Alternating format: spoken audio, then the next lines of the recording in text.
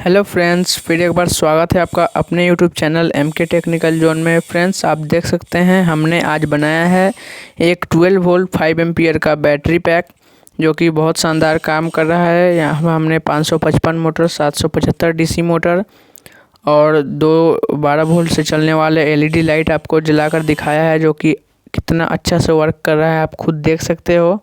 तो चलिए, आज की वीडियो में हम यही देखने वाले हैं कि इसे कैसे बनाया गया है।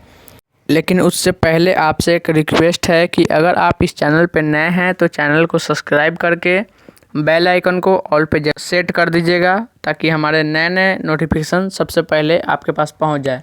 चलिए शुरू करते हैं ये वीडियो।